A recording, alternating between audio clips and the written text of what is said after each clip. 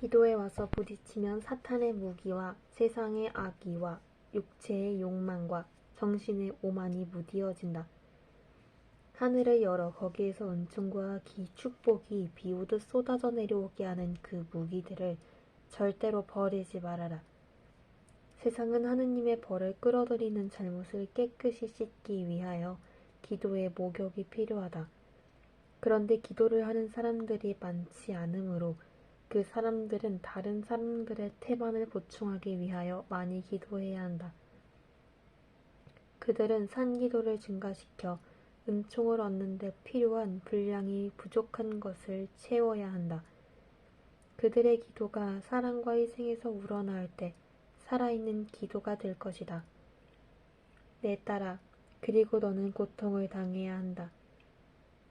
내 고통과 내 예수의 고통과 결합한 고통은 훌륭한 것이고 하느님 뜻에 맞으며 공로가 되기 때문이다. 내 동정하는 사랑이 내게는 대단히 소중하다.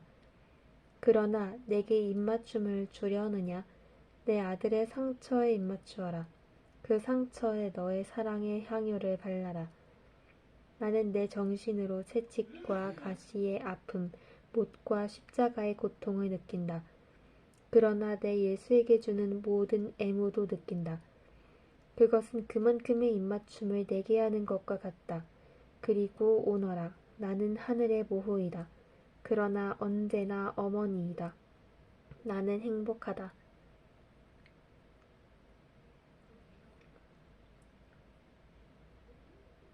32. 지카리아의 집에 도착. 이곳은 산이 많은 고장이다. 높은 산들이 아니고 야산에 지나지 않는다. 그 산들은 벌써 우리네 도스카나와 움브레이아 지방의 아펜닌 산맥의 산들에서와 같이 진짜 산 같은 꼭대기와 계곡들이 있다.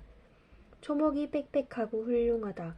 신선한 물이 풍부하여 목장의 풀들을 푸르게 보존하고 집들 둘레로 있는 포도나무들과 더불어 사과나무와 무화과나무가 가득 차 있는 과수원들을 풍요롭게 만든다.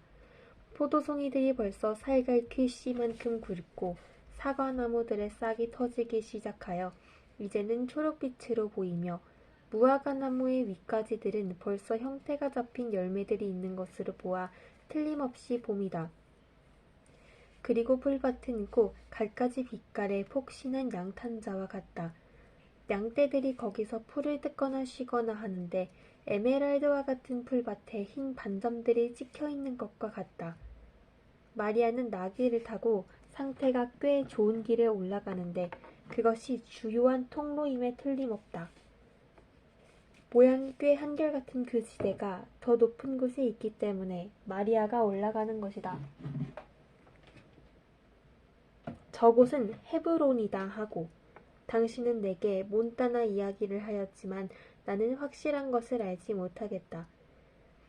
헤브론이 그 고장 전체를 가리키는 것인지 취락을 가리키는 것인지 알지 못하겠다.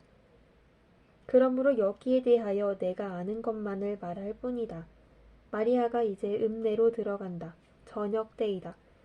여인들이 문에서 낯선 여자가 오는 것을 살펴보며 자기들끼리 말을 한다. 여자들은 낯선 여자를 계속 지켜보다가 그가 그 소도시 한가운데에 있는 가장 훌륭한 집 중에 하나 앞에 머무르는 것을 보고서야 비로소 안심한다. 집 앞에는 정원이 있고 그 다음에는 뒤와 주위로 손질이 잘 된 과수원이 있다. 그런 다음 산의 기복을 따라 올라갔다 내려갔다 하는 넓은 풀밭이 있고 그 끝에는 키가 큰 나무숲이 있다. 그 다음에는 무엇이 있는지 모르겠다.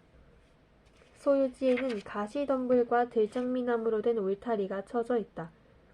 나는 가시덤불과 들장미나무들에 무엇이 달려있는지 구별하지 못하겠다. 그 덤불의 꽃과 잎들이 아주 비슷해서 가지 위에 열매가 맺히지 않는 동안은 틀리기가 쉽다. 집 안쪽, 그러니까 마을을 향하고 있는 쪽에는 소유주의 낮은 흰 담이 둘러쳐져 있는데 지금은 꽃은 없지만 벌써 꽃봉오리가 맺힌 진짜 장미나무 가시들이 뻗쳐 있다. 가운데 쇠창살 대문이 있는데 닫혀 있다. 이 읍내 유지나 꽤 부유한 사람의 집이라는 것을 알아차릴 수 있었다. 과연 모든 것이 부는 아니라 하더라도 적어도 분명히 유복은 나타내고 있다. 질서가 잘 잡혀 있다. 마리아는 나귀에서 내려 쇠창살 대문으로 가까이 간다. 창살 사이로 들여다보는데 아무도 보이지 않는다. 그러자 마리아는 자기가 거기 있다는 것을 나타낼 궁리를 한다. 다른 여자들보다 호기심이 더 많은 어떤 작은 여자가 마리아를 따라왔었는데 방울 노릇을 하는 이상한 설비를 가르쳐준다.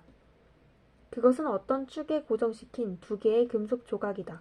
밧줄로 축을 움직이면 그 금속 조각이 서로 부딪혀서 종이나 징소리 비슷한 소리를 낸다. 마리아는 밧줄을 잡아당긴다. 그러나 너무도 얌전하게 잡아당기는 바람에 그 장치가 가볍게 울렸고 그래서 아무도 그 소리를 듣지 못한다. 그러다 온통 코와 턱밖에 없다시피 하고 그 사이에는 10개와 맞먹는 혀를 가진 작은 노파인 그 여자가 밧줄에 매달려서 잡아당기고 또 잡아당긴다. 죽은 사람이라도 깨울 만큼 요란한 소리가 난다. 이렇게 해야 해요. 그렇지 않으면 어떻게 들리게 할 수 있어?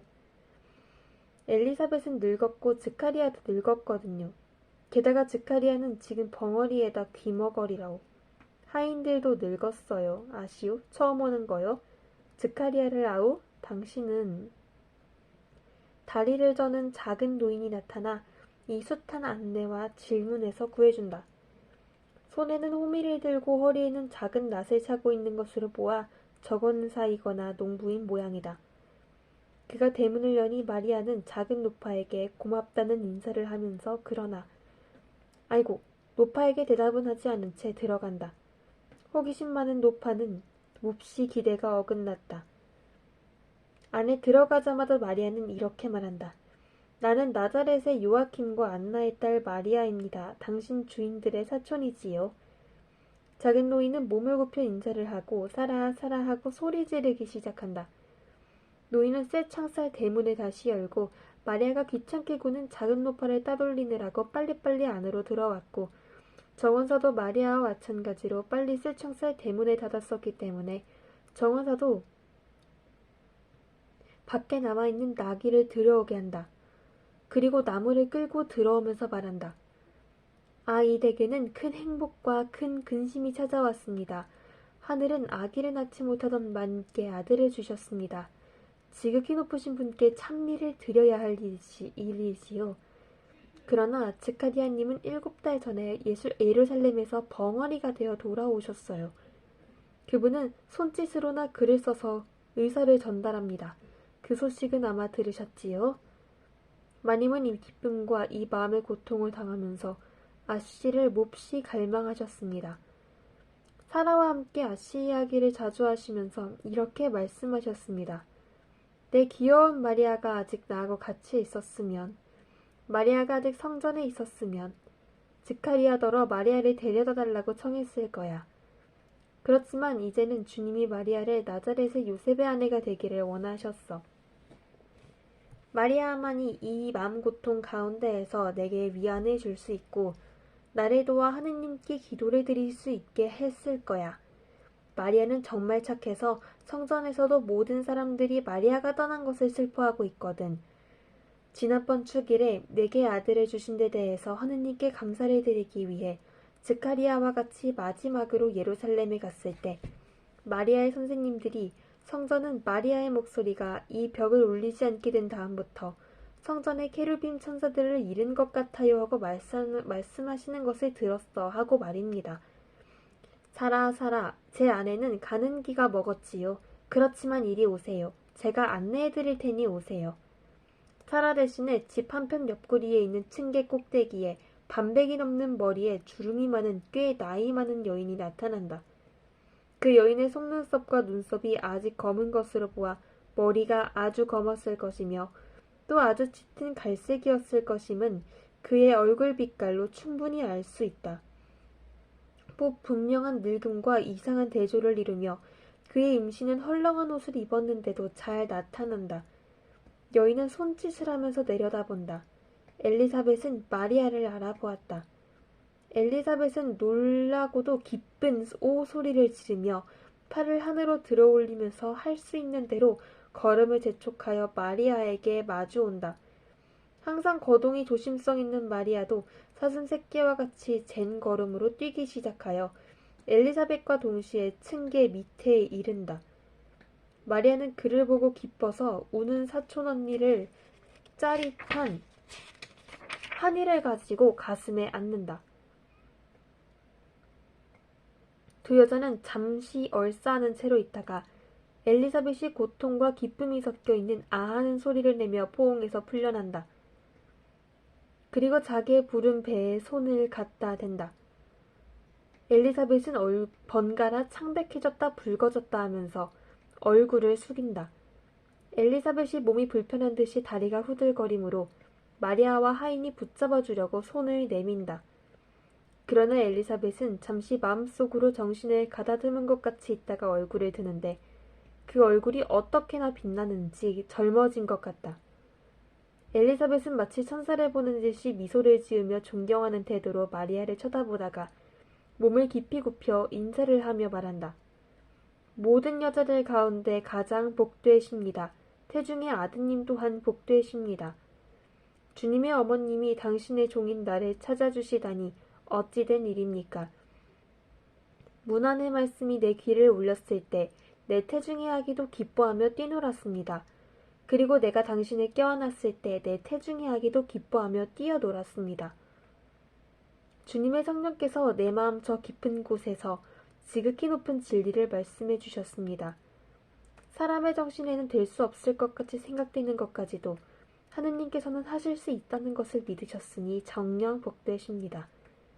당신의 믿음 덕택으로 당신은 이때를 위하여 주님과 선지자들의 예언이 당신께 예언하신 것을 이룩하게 하실 것이니 복되십니다. 야곱의 후손들을 위하여 태중에 가진 구원 때문에 복되십니다. 내 아들이 내 태중에서 느끼는 기쁨 때문에 어린 염소 새끼처럼 뛰노는 것이 느껴집니다. 그것은 내 아들이 죄의 짐에서 풀려나고 선구자가 되라고 부름을 받고 당신 안에서 자라고 계시는 거룩하신 분에 의하여 구속 전에 꽤 거룩하게 되었다는 것을 느끼기 때문입니다. 마리아는 웃고 있는 눈에서 미소를 머금은 입으로 진주같이 내려오는 눈물 두 방울을 떨어뜨리며 이 다음에 당신의 예수님이 그렇게도 많이 하실 것 같은 자세로 얼굴을 하늘로 향하고 팔도 쳐들면서 외친다. 내 영혼이 주님을 찬양하며 그리고 우리에게 전하여진 것과 같이 노래를 계속한다. 마지막에 가서 당신의 종 이스라엘을 도우셨습니다 하는 절에서는 손을 가슴에 십자가로 포개 얹고 꿇어서 땅에까지 엎드려 하느님을 경배한다. 하인은 엘리사벳이 몸에 불편을 느끼지 않게 되고 자기 생각을 마리아에게 이야기하는 것을 보고는 공손히 자리를 떴었다. 그는 과수원에서 머리와 수염이 흰 위험 있는 노인과 같이 돌아오는데 노인은 멀리서 크게 몸짓을 하며 목구멍에서 나는 소리로 마리아에게 인사를 한다. 즉카리아가 와요 하고 엘리사벳이 기도에 몰두하고 있는 동정녀의 어깨에 손을 대면서 말한다. 내 남편은 말을 못해요. 그가 믿지 않은 것을 하느님께서 벌하신 거지요. 그 이야기는 나중에 하겠어요. 그렇지만 지금은 은총이 가득한 마리아가 왔으니 나는 하느님의 용서를 바라고 있어요. 마리아는 일어나서 즉카리아에게 마주가서 땅에까지 머리를 숙여 절을 한다. 마리아는 즉카리아의 몸을 덮고 땅에까지 내려오는 흰 옷 끝에 입을 맞춘다. 그 옷은 매우 넓고 술을 놓은 넓은 장식줄로 허리에 메어져 있다. 즉카리아는 몸짓으로 환영의 뜻을 표하고 함께 엘리사벳 있는 데로 간다. 그들은 모두 정리가 아주 잘 되어 있는 넓은 방으로 들어간다. 그들은 마리아를 그 방에 앉히고 지금 막 찐 아직 거품이 일고 있는 우유 한 잔과 작은 빵과자 몇 개를 대접하게 한다. 엘리사벳은 손에 밀가루를 묻히고 밀가루가 뿌려져서 실제보다 훨씬 더 휘어진 머리를 한 하녀가 마침내 나타나자 명령을 내린다. 하녀는 아마 빵을 만들고 있었던 모양이다. 엘리사벳은 사무엘이라 불리는 소리가 들리는 하인에게 그가 가리키는 방으로 마리아의 괴를 가져가라는 명령도 내린다. 모두가 손님에 대한 주부의 의무들이다. 마리아는 그동안 즉카리아가 하는 질문에 밀초를 입힌 판자에 몸이 좁은 단검으로 글을 써서 대답한다. 나는 그 대답들을 보고 즉카리아가 요셉에게 대하여 말하며 결혼 생활이 어떠냐고 묻는 것을 알아차렸다. 그러나 나는 즉카리아가 마리아의 상태와 메시아의 어머니라는 그의 처지에 대하여는 아무런 초자연적인 지식도 받지 못했다는 것도 알겠다.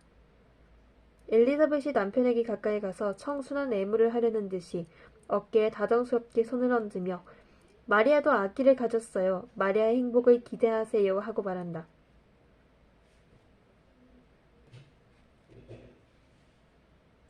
엘리자벳이 마리아를 바라보는데 마리아도 엘리자벳을 쳐다보지만 거기에 대하여 말을 더 하라고 권유하지 않는다. 그래서 엘리자벳은 입을 다문다.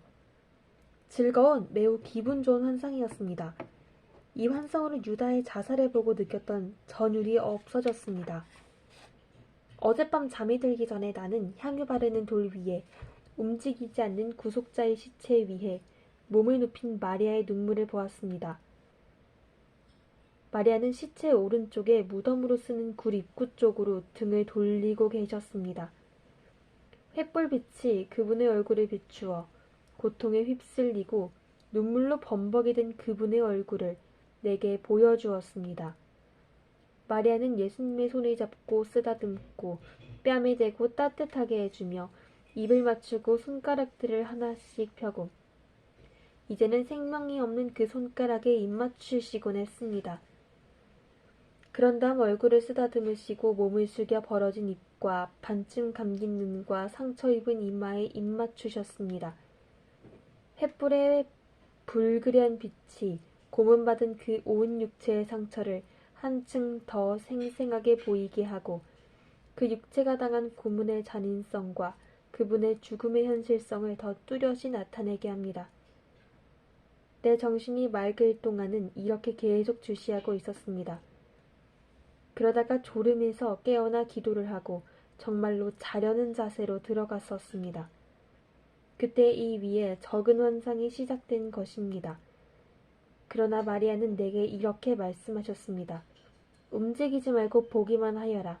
쓰는 것은 내일 하여라. 자는 동안에 모든 것을 꿈에서 다시 보았습니다.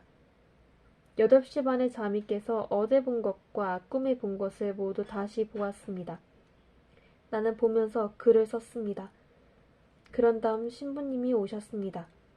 그래서 이 뒤에 쓰는 것을 써야 하는지 여쭈어 보았습니다. 이것들은 즉카리아의 집에 마리아가 머무를 때만 따로따로 떨어진 작은 그림들입니다. 33. 마리아가 엘리사벳에게 이름을 알린다. 아침인 것 같다. 마리아가 현관에서 바느질을 하는 것이 보인다. 엘리사벳은 왔다 갔다 하며 집안일을 보살핀다. 엘리사벳이 거기 들어올 때면 을에 마리아의 금발머리를 쓰다듬어 주곤 하는데 그 머리는 꽤 우중충한 벽 앞에서 정원 쪽으로 열린 문으로 들어오는 아름다운 햇살을 받아 한층 더 황금색으로 보인다. 엘리사벳은 마리아의 일감을 들여다보려고 몸을 숙이고 그것은 마리아가 나자렛에서 가지고 있던 수놓는 감이다. 그 아름다움을 칭찬한다. 길사말 아마도 또 있어요. 하고 마리아가 말한다. 아기 잎일까? 아니요. 내가 생각하지 않던 때 벌써 가지고 있던 것이에요. 마리아는 말을 마치지 않는다. 그러나 나는 내가 하느님의 어머니가 될 것이라고 생각하지 않을 적에 라는 뜻임을 알아듣는다. 그렇지만 이제는 아기를 위해서 써야 할 거요. 아름답고 고와요. 아기들은 대단히 섬세한 속옷이 필요해요. 알겠어요? 알아요. 나는 시작했었는데 늦게 시작했어요. 마귀의 속임수가 아니라는 것을 확실히 알고 싶었기 때문이었어요. 하기는 내가 하도 큰 기쁨을 느꼈기 때문에 그것이 마귀에게서 오는 것일 수는 없었지요. 그런 다음 몹시 고통을 느꼈어요.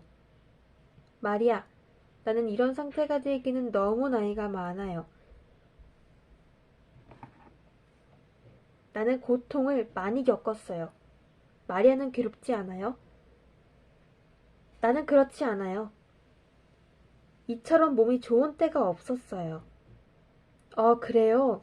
마리아는 하느님께서 마리아를 당신 어머니로 택하셨으니 마리아에게 티가 없어요. 그러면 마리아는 하와의 고통을 당하지 않게 되어 있어요. 마리아가 가진 분은 거룩하신 분이시니까. 나는 마음에 짐이 아니라 날개가 있는 것 같아요. 내 안에 모든 꽃과 봄에 노래하는 모든 새와 단꿀과 태양 전체를 가지고 있는 것 같아요. 나는 행복해요. 복되셔라. 나도 마리아를 본 순간부터 짐스러움도 피로도 고통도 느끼지 않게 됐어요.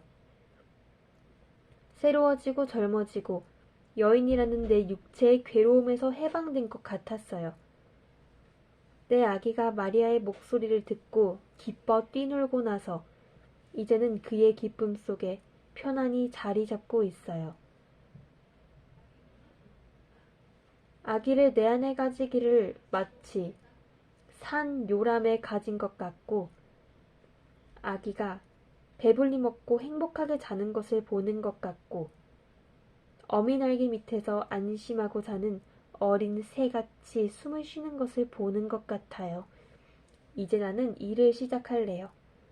아기가 이제는 짐이 되지 않을 거예요. 눈이 썩 잘 보이지는 않아요. 놔두세요, 언니. 내가 생각하겠어요. 언니와 언니의 아기를 위해서 잣고 짓고 짜고 하는 일을요. 나는 날렵하고 눈이 잘 보이거든요. 그렇지만 마리아는 마리아의 아기를 생각해야 할 텐데. 시간이 넉넉해요. 우선 언니와 언니의 아기를 생각해요. 그런 다음에 내 예수 생각을 할 거예요. 이름을 말할 때 마리아의 표정과 목소리가 얼마나 다정스럽고 마리아가 밝고 파란 하늘을 쳐다보는 동안 그의 눈에서 마치 진주 같은 기쁨의 눈물이 맺히는지를 말하기는 인간의 능력을 초월한다. 예수라는 이름을 부르기만 해도 황홀경에 빠지는 것 같다. 엘리사벳이 말한다. 정말 아름다운 이름이에요. 우리의 구세주 하느님의 아들의 이름. 오 언니! 마리아는 몹시 침울해진다. 그리고 엘리사벳이 자기의 부른 배에 포기 얹는 사촌 언니의 손을 잡는다. 내가 왔을 때 주님의 성령이 가득 차서 세상에 모르는 것을 예언한 언니가 말 좀 해줘요. 세상을 구하기 위해 내 아이가 무엇을 해야 할지 말해줘요. 예언자들. 구세주에 대하여 말하는 예언자들. 이사야, 언니, 이사야를 기억하세요? 그는 고통의 사람이다. 그의 타박상으로 우리의 병이 나았다. 그는 우리의 죄악 때문에 꿰뚫리고 상처 입는다. 주께서는 그를 고통 속에서 태워 없애기를 원하신다. 사형 선고를 내린 뒤에 사람들은 그를 높이 올렸다. 어떻게 높이 올리는 것을 말하는 거예요? 내 아이를 어린 양이라고 부릅니다. 그래서 나는 과월절의 어린 양, 모세의 어린 양을 생각하고 모세가 십자가에 매달아 높이 올린 뱀과 비교해요. 언니, 그들이 내 아이에게 무슨 짓을 할 것입니까? 세상을 구하기 위해 내 아이가 무슨 고통을 당해야 하겠어요? 마리아는 온다. 엘리사벳이 마리아를 위로한다. 마리아 울지 말아요. 아기는 마리아의 아들이지만 하느님의 아들이기도 해요. 하느님께서는 당신 아들과 당신 어머니인 마리아를 생각하실 거예요. 그리고 그에 대해서 무자비한 태도를 취할 사람이 많겠지만 그를 사랑할 사람도 많을 거예요. 아주 많을 거예요. 오래고 오랜 세월을 두고 세상 사람들이 마리아의 아들을 쳐다보고 그와 함께 마리아도 찬미할 거예요. 구속이 솟아나는 셈인 마리아의 아들의 운명, 모든 피조물의 왕좌에 올려질 거요. 마리아, 그것을 생각해요. 왕이 될 거예요. 창조된 모든 것을 구속했기 때문에 그러한 분으로서 만물의 왕이 될 거예요. 그리고 세상에서도 오랜 세월이 흐르는 동안 사랑을 받을 거요. 내 아들이 마리아의 아들을 앞서가고 사랑할 거요. 천사가 내 남편에게 그 말을 했고 내 남편은 그 말을 내게 써 보였어요. 아, 내 남편이 벙어리가 된 것을 보니 얼마나 괴로운지 모르겠어요. 그렇지만 아기가 나면 아버지도 그가 받은 벌에서 풀려나리라고 생각해요. 하느님의 능력이 들어있는 곳이고 세상의 기쁨의 원인인 마리아가 기도해줘요. 그 은혜를 받기 위해서 나도 내가 할 수 있는 대로 내 아이를 주님께 바쳐요. 사실 내 아이는 주님의 것이거든요. 주님께서 당신 여종에게 어머니라고 부르는 소리를 듣는 기쁨을 주시려고 빌려주신 것이지요. 이것은 하느님께서 나를 위하여 하신 증언이에요. 나는 내 아들의 이름을 요한이라고 부르기를 원해요. 내 아이는 혹 은총이 아니겠어요? 그리고 그 은혜를 주신 분이 하느님이 아니세요? 그리고 나는 하느님께서 언니에게 주신 그 은총을 주시리라고 확신해요. 나도 언니와 같이 기도하겠어요. 저희가 벙어리가 된 것을 보기가 정말 괴로워요. 엘리사벳이 온다. 이제는 말을 하지 못하게 되었기 때문에 글로 쓸 때면 나와 내 남편 사이에 산과 바다가 가로놓여 있는 것 같아요.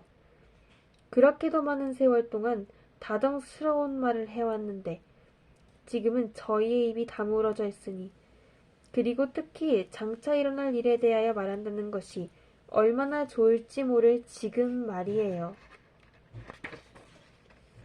남편이 내게 대답하기 위해 몸짓을 하느라고 필요해하는 것을 보지 않기 위해 나는 말하는 것을 자제하기까지 해요. 나는 울기도 많이 울었어요. 마리아를 몹시 기다렸어요. 이곳 사람들이 보고 수다를 떨고 비판을 해요. 세상은 그렇게 생겨먹었으니까요. 그런데 걱정이나 기쁨이 있을 때에는 이해가 필요하지 비판이 필요하진 않아요. 이제는 살아가기가 훨씬 나아진 것 같아요. 마리아가 나하고 같이 있을 때부터 내 안에 기쁨을 느껴요. 내 시련이 지나가서 멀지 않아 내가 완전히 행복하게 되리라는 것을 느껴요. 그렇게 되겠지요? 나는 모든 것을 감수해요. 그러나 하느님께서 내 남편을 용서해 주셨으면, 저희가 전과 같이 기도하는 것을 들을 수 있었으면, 마리아는 엘리사벳을 어루만지고 위로하며 그의 기분을 전환시키기 위하여 양지 바른 정원을 한 바퀴 돌자고 권한다. 둘이는 손질이 잘 된 시렁 밑을 지나 그 구멍에 비둘기들이 둥지를 튼 시골 냄새가 나는 작은 탑까지 간다. 마리아는 웃으면서 나다를 뿌려준다. 비둘기들은 구구소리를 내면서 그 주위에 온통 무지개 빛깔로 아롱진 원을 그리며 날아와 마리아에게로 달려든다. 머리, 어깨, 팔, 손 위에 내려앉아 볼그레한 부리를 내밀며 손바닥 오므린데에서 나다를 쪼아먹고 동정녀의 분홍빛 입술과 햇빛에 반짝이는 이를 상냥하게 쫀다. 마리아는 주머니에서 황금빛 나다를 꺼내고 침입해서 탐욕스럽게 경쟁하는 그 가운데에서 웃고 있다. 비둘기들이 마리아를 얼마나 좋아하는지 모르겠구먼요. 하고 엘리사벳이 말한다. 마리아가 우리하고 같이 있은 지가 며칠밖에 안 됐는데 늘 보살펴줬나 보다 마리아를 더 좋아하는군요. 산책은 과수원 안쪽 울타리로 막은 곳까지 계속된다. 그곳에는 새끼와 같이 있는 염소가 한 20마리 있다. 목장에 다녀왔니? 마리아는 한 어린 목동을 쓰다듬으면서 묻는다. 예, 아버지가 이렇게 말하셨거든요. 오래지 않아 비가 오겠고 또 새끼를 낳을 짐승들이 있으니까 집으로 가라. 짐승들이 건초와 다 준비된 잠자리 짚이 있도록 보살펴라 하고요. 아버지가 저기 오시네요. 그러면서 떨리는 염소 울음소리가 들려오는 숲을 저쪽을 가리킨다. 마리아가 황금색의 염소 새끼 한 마리를 어린아이처럼 쓰다듬어 주니 염소 새끼는 그에게 몸을 비빈다. 마리아는 엘리사벳과 함께 어린 목동이 주는 갓잠 염소젖을 마신다. 양떼는 곰처럼 털투성이의 목자와 같이 온다. 그래도 목자가 사뭇 구슬픈 소리를 내는 양을 어깨에 올려놓고 오는 것을 보면 착한 사람일 것이 틀림없었다. 그는 양을 땅에 내려놓고 설명을 한다. 이놈이 곧 새끼를 낳을 텐데 걷기를 어려워합니다. 그래서 어깨에 올려놓고 왔지요. 그리고 늦지 않아 도착하려고 아주 빨리 했습니다. 고통스럽게 다리를 저는 어린 양은 어린아이의 양의 오리를 데려간다.